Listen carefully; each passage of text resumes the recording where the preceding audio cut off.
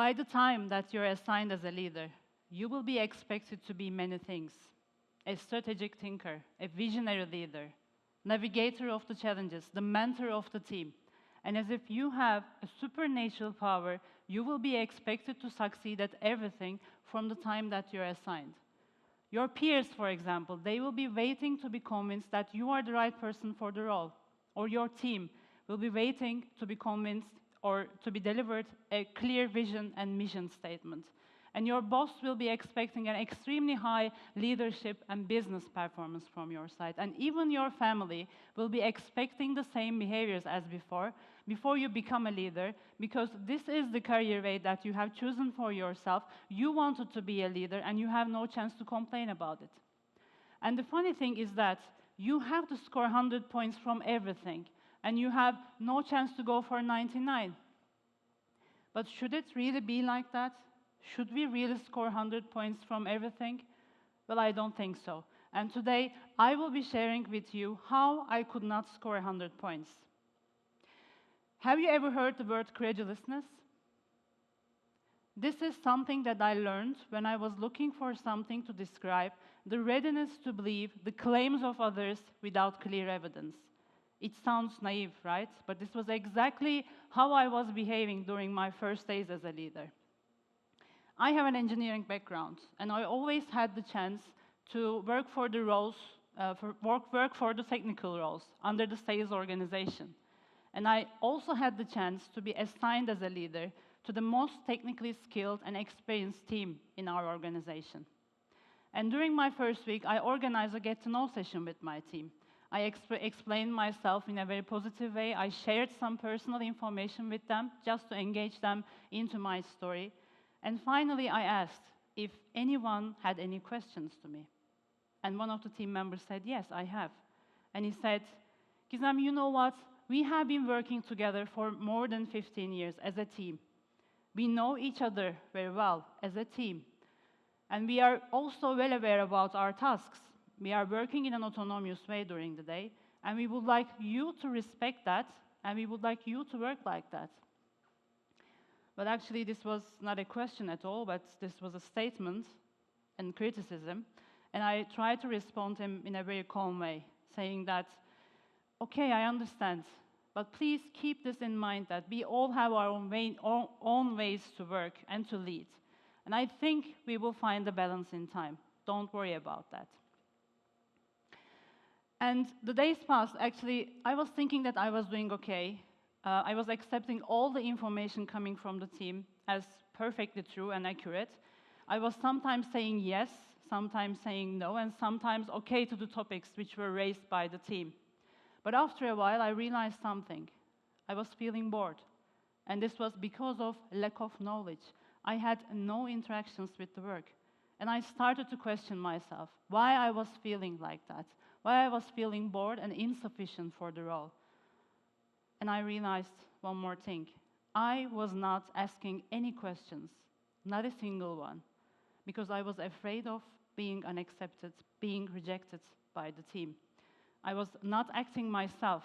There was actually no authenticity in my leadership style. In fact, there was no leadership at all, because I was just saying yes, saying no, and just managing the flow in between.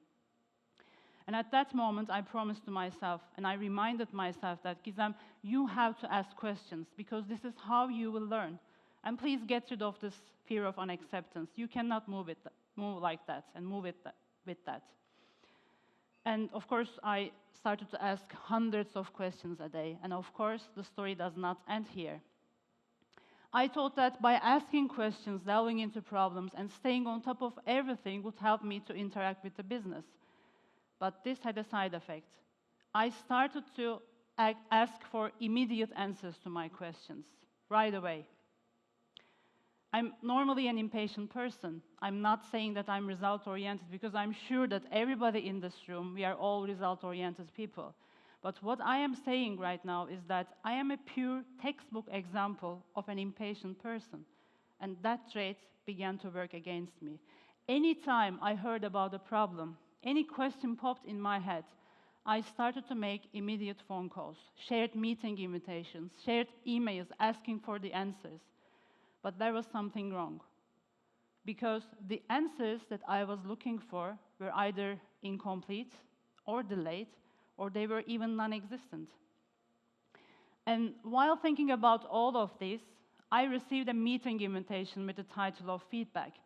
I thought that now, this is the time for me to lead. I will start leading. My colleague will be asking for some feedbacks and some advices about his career development, and I will be giving him my feedbacks.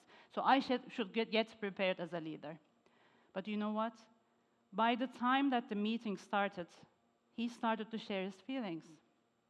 He was saying that he was feeling overwhelmed. He was feeling micromanaged because I was asking too many questions, and I was not giving him any space to even think about the questions. Well, I was shocked because I was not expecting such kind of a feedback, and I couldn't say a word. I just remember saying, okay, I understand. And this time, before I start to criticize myself, I decided to ask for some help from a mentor. I explained my situation to him. I told him that I know the answers are right away. I know it. My team has the answers, but I cannot reach them. And if I cannot reach them, I cannot steer my business. And plus, I received a feedback that I am micromanaging. I don't know what to do. Please help me. And actually, he answered me in a very wise way. And he told me that, Gizem, actually, the answer is in your question. Because when you work with experienced professionals, it takes some time for them to bring the wisdom to the surface. It's a process for them. And your role as a leader is to allow that process to happen. Well, after reflecting on this conversation, I realized another thing. My impatience and I was creating problems. My constant need for answers and my impatience to move forward had blinded me. I neglected my team's dynamics, and I also neglected the individual needs in my team. And this was inattentional blindness. I was creating an environment where my team felt rushed. So you may ask what happened after all of this, what happened next. First, I was having some difficulties to ask questions, and I started to ask too many questions, and I neglected many things in between. But I will give you the same answer that I gave to my colleague in the very beginning. I am sure that I will find the balance in time, together with my team. Well, actually, the story of questions and answers ends here. And now I would like to step into another perspective together with you. And you already learned that I love to ask questions, and I have a thing with the questions and answers. I have a few questions for you. Do you think that I am weak because I'm still trying to find the balance? Or do you think that I am a bad leader because I neglected my team's dynamics and also the individual needs? Well, I don't know the answer of yours, but my answer is a big no. So you may also ask, where is the success story then after all of this? Because we usually prefer to share our success stories on the stages, right? Even when we talk about our failures, we tend to end the story with a successful end, or turn the story into a success story. But today, I have no success stories for you, because I failed and I could not score 100 points. I've shared some moments from my own leadership journey, some failing moments, mistakes, feeling the discomfort, feeling vulnerable, and those were actually the moments that I would prefer to keep myself as secrets. In fact, this is also one of the most vulnerable moments that I've ever experienced so far, and yet I'm sharing it with all of you, knowing that this would go far, far beyond this room. And there is a reason for me to do this. It's been a while since my first days at leadership. Now, I'm aware that all of those feelings, emotions, everything, they were real. They are also real right now because I'm still facing with them. And I'm sure that you are also facing with such kind of moments, right? And today, I'm also aware that the true leadership is not about being perfect or being flawless. It's about embracing who you are, acknowledging the challenges that weigh on you, questioning yourself over and over again, and finally, finding the authenticity after all of these. And it will become meaningful when you start to share it, as I am sharing right now. I could stand here today and easily pretend that I don't have any flaws. Or I could stand here today and I could easily turn my story into a success story. But that person would not be me. Today, by giving this speech, I wanted to encourage all of you, all the leaders, and who are the leaders of their own business. Just be brave enough and face your mistakes and feel the discomfort deeply. Deeply feel it and share it. Because this is how you will discover yourself, and when you start to share it, you will find yourself inspiring others. And when you start to inspire others, you will start to enjoy your own leadership journey, as I am enjoying right now.